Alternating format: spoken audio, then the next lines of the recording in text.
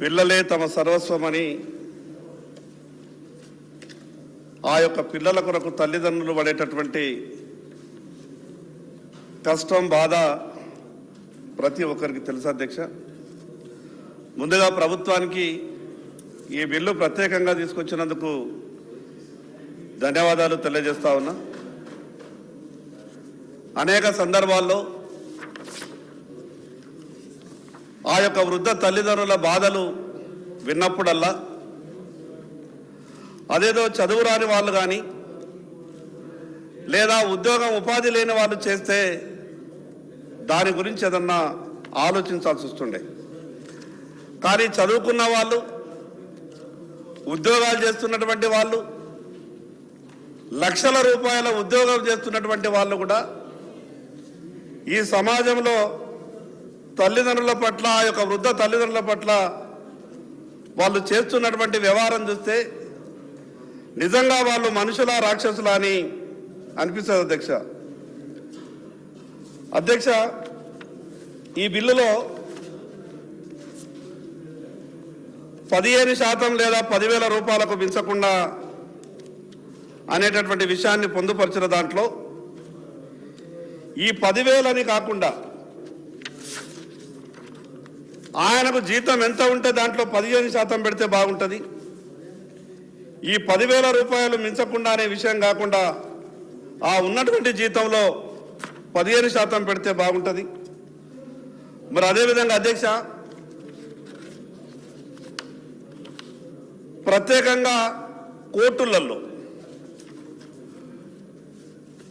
ఆ యొక్క పిల్లలు పెడుతున్నటువంటి బాధలు భరించలేక ఆ వృద్ధ తల్లిదండ్రులు ఎంఆర్ఓల దగ్గరికి, ఆర్డీఓల దగ్గరికి, జాయింట్ కలెక్టర్ల దగ్గరికి, కలెక్టర్ల దగ్గరికి ఫైనల్గా ఆర్డర్ అయిపోయిన తర్వాత కలెక్టర్ ఇచ్చినటువంటి ఆర్డర్ని కూడా ఇంప్లిమెంట్ చేయనటువంటి సందర్భంలో వాళ్ళంతా కూడా సివిల్ కోర్టులకు వెళ్తారు. ఆ సివిల్ కోర్టులలో కూడా పాపం అడ్వకేట్లను పెట్టుకోవడానికి వాళ్ళ దగ్గర డబ్బులుండయి, వాళ్లకు తినడానికే తిండి లేక ఇబ్బంది పడేటటువంటి ఆ యొక్క వృద్ధ తల్లిదండ్రులు కోర్టుల మెట్ల మీద వాళ్ళని చూసినప్పుడల్లా విపరీతంగా బాధ అనిపిస్తుంది అధ్యక్ష. తల్లిదండ్రులను మీరు బాగా చూసుకోండి, వాళ్ళ ఆలనా పాలన చూసుకోవాలని శాసనసభలో చట్టం చేసేటటువంటి పరిస్థితి దాకా వచ్చిందంటే సమాజంలో జరుగుతున్నటువంటి మార్పుల్ని మనమంతా కూడా గమనించాల్సినటువంటి అవసరం ఉంటుంది అధ్యక్ష. గతంలో వృద్ధాశ్రమాలు లేకుండే ఈ దేశంలో, ఈ రాష్ట్రంలో. కానీ ఈరోజు ఉన్నటువంటి వృద్ధాశ్రమాలు చూస్తే ఆ వృద్ధాశ్రమాలలో ఉండేటువంటి వాళ్ళు కూడా ఎవరు లేని వాళ్ళు కాదు అధ్యక్ష. నేను మొన్న ఒక వృద్ధాశ్రమంలోకి వెళ్ళినప్పుడు వరుసగా ఒక 8 మందిని మాట్లాడించుకుంటూ వాళ్ళకు బట్టలు పెడుతూ ఒక తల్లి దగ్గరికి వెళ్ళి ఆమెతో నేను మాట్లాడినప్పుడు ఆమె మాటలు విన్న తర్వాత ఎంత బాధ అనిపించింది అనంటే, నా కోడలు ప్రభుత్వ ఉద్యోగి, నా కొడుకు ప్రభుత్వ ఉద్యోగి, అయినా నేను ఈ అనాథాశ్రమంలో ఉండాల్సి వస్తున్నది. మీరు గుర్తుపట్టిన ఆలోచనతో నేను చెప్పినా, కానీ నేను చెప్పినటువంటి ఈ మాటల్ని మాత్రం మీరు బయట ఎక్కడా మాట్లాడకుండ్రి. నా కొడుకు ఎక్కడ బాధపడుతుందో, నా కోడలక ఎక్కడ బాధపడుతుందో అని చిరిగిన బట్టలు ఉన్నటువంటి ఆమె చివరి దశలో కూడా నా కొడుకు బాగుండాలి, నా కోడలు బాగుండాలి, వాళ్లకు చెడ్డ పేరు రావద్దు అని గొప్పగా ఆలోచించేటటువంటి మనస్తత్వం ఉన్నదంటే, కానీ అన్ని దారవోసి వాళ్లకు ఉన్నత విద్యను అందించి ప్రయోజకులు చేసిన తర్వాత ఈ రకమైనటువంటి ఆలోచన వస్తున్నదాన్ని ఈ చట్టం ద్వారా ఒక ప్రత్యేకమైనటువంటి భయం కూడా, కఠినమైనటువంటి విషయం కూడా చట్టంలో చూపించేటటువంటి ప్రయత్నం జరగాలి అధ్యక్ష. ఈరోజు ప్రపంచం అంతా కూడా కుటుంబం విషయంలో భారతదేశాన్ని ఆదర్శంగా తీసుకుంటున్నది. అనేకమైనటువంటి కొన్ని సంవత్సరాల క్రితం ఈ ప్రపంచంలో కేవలం ఒక భారతదేశం మాత్రమే ఉమ్మడి కుటుంబ వ్యవస్థ మీద ఆధారపడ్డది.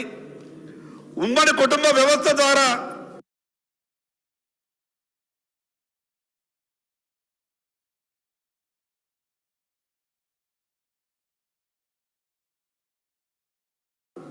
గొప్ప సంస్కృతి విలువలతో కూడినటువంటి మానవ, కానీ ఈరోజు ఉన్నటువంటి పరిస్థితులు లక్షల జీతాలు తీసుకుంటూ కూడా ఆ తల్లిదండ్రులను మనోవేదనకు గురి చేస్తున్నటువంటి ఈ విషయం మీద ప్రభుత్వం గొప్పగా ఆలోచించి ఈ భారతదేశంలోనే మొట్టమొదటి తెలంగాణ రాష్ట్రంలో ఈ బిల్లు తీసుకొచ్చినామని చెప్పినటువంటి మంత్రి గారికి నేను మీ తరఫున ప్రత్యేకంగా ధన్యవాదాలు తెలియజేస్తా ఉన్నా. మరి అధ్యక్ష, అదేవిధంగా ఈ బిల్లులో ఇంకొన్ని మార్పులు కూడా జరగాలి. జీతంలోనే కాదు, జీతంలో 15% లేదా 10,000 రూపాయలు, ఏది 10,000కు మించకుంటే ఆ విషయాన్ని అమలు చేయాలనేటువంటి విషయం కాకుండా ఖచ్చితంగా ఉన్నటువంటి జీతంలో దాంట్లో 15% మినిమం పెట్టాలి. వాళ్ళు అదనంగా ఇంకో 5% సరిపోదంటే కొన్నిసార్లు ఏమవుతుందంటే ఆ వృద్ధ తల్లిదండ్రులకు ఏదైనా రోగాలుంటే ఈరోజు ప్రైవేట్ ఆసుపత్రులకు వెళ్తే ఒకసారి ప్రైవేట్ ఆసుపత్రికి వెళ్తే లక్షల రూపాయల బిల్లులు అవుతున్నాయి. నేను 15% నీ జీతంలోకి వెళ్ళి ఇచ్చేసినా కదా, మిగతా విషయాలు నన్ను అడగద్దని ఆ పిల్లలకి అంటే రేపు వాళ్ళకు చాలా ఇబ్బంది ఉండదు. కాబట్టి ఈ 15% రెగ్యులర్కి ఇవ్వడమే కాకుండా ఆ ఆసుపత్రులకు సంబంధించినటువంటి విషయాల మీద ప్రత్యేకంగా అదనంగా దాంట్లో ఏదో ప్రొవిజన్ పెట్టాలని మీ ద్వారా ప్రభుత్వానికి విజ్ఞప్తి చేస్తా ఉన్నాను అధ్యక్ష.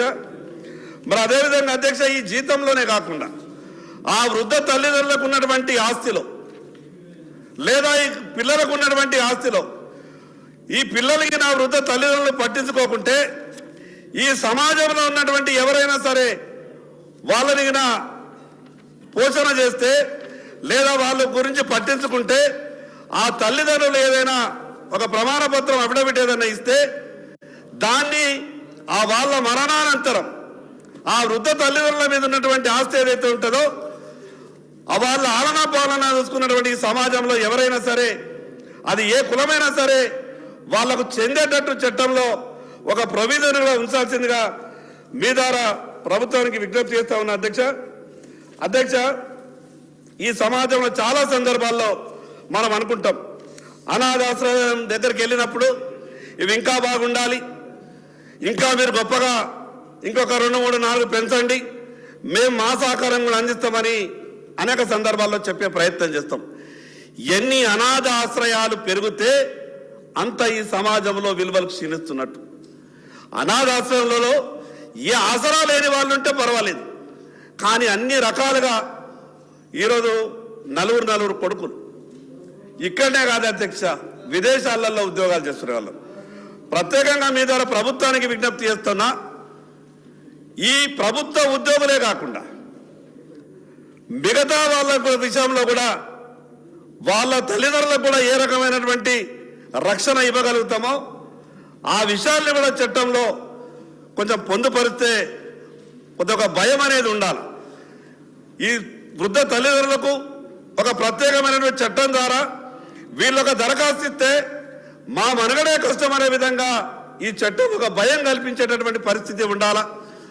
మీ ద్వారా ఈ బిల్లు తీసుకొచ్చినందుకు ప్రభుత్వానికి ప్రత్యేకంగా ధన్యవాదాలు తెలియజేస్తూ సెలవు తీసుకుంటున్నాను అధ్యక్ష. జాఫర్ వచ్చింది. Honorable Speaker, sir, आपका